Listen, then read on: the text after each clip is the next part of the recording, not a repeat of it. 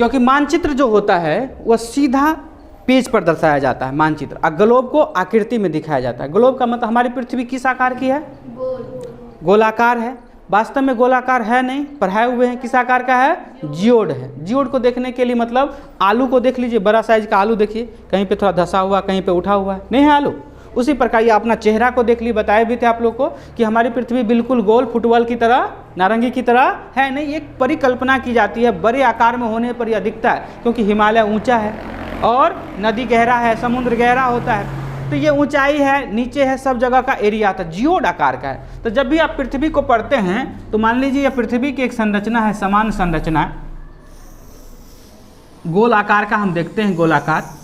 इसके बीच से गुजरने वाली रेखा को कौन सी रेखा कहते हैं? कौन सी रेखा कहते हैं?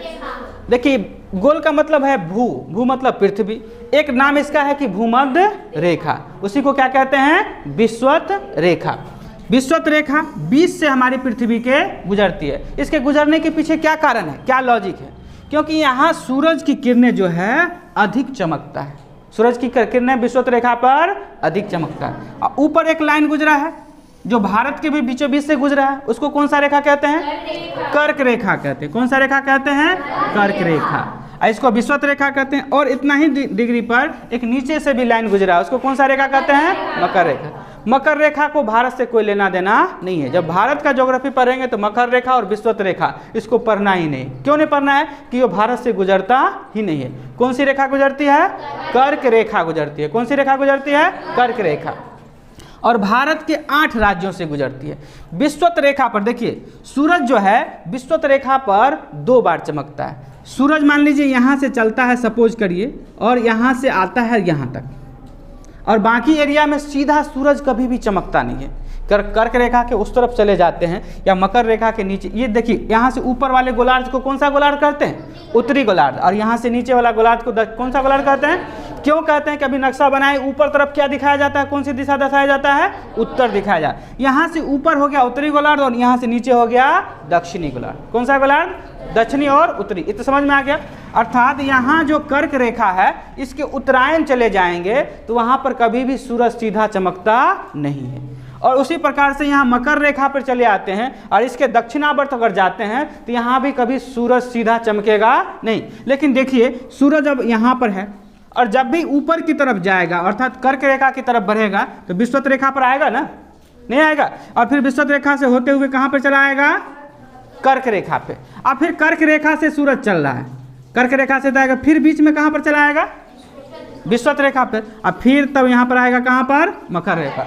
मतलब मकर रेखा पर एक बार पूरी तरह से 90 डिग्री पर चमकेगा तो विषुवत रेखा पर जाएगा तो फिर चमकेगा, फिर यहाँ से आएगा कर्क रेखा, फिर रिटर्न हो रहा है तो फिर यहाँ चमक रहा है। मतलब विषुवत रेखा पे दोबारा चमकेगा, जबकि मकर रेखा या कर्क रेखा पर एक ही बार 90 डिग्री पे चमकेगा। इसलिए आप लोग को बताए भी थे कि विषुवत रेखा पर पड़ने वाले जो भी देश होते हैं उसका रंग क्या होता है? काला हो जाता है। क्यों? क्योंकि सूरज की किरणें जो होती है उसको काला कर देता है। क्या कर देता है? मंगरेला बना देता है, नहीं बना देता है, काला हो जाता है। जबकि हम लोग के यहाँ क्या होता है? साल में एक बार ठंडी आती है और एक बार गर्मी आती है। ठंडी कब आएगा? जब सूरज कहाँ पर होगा?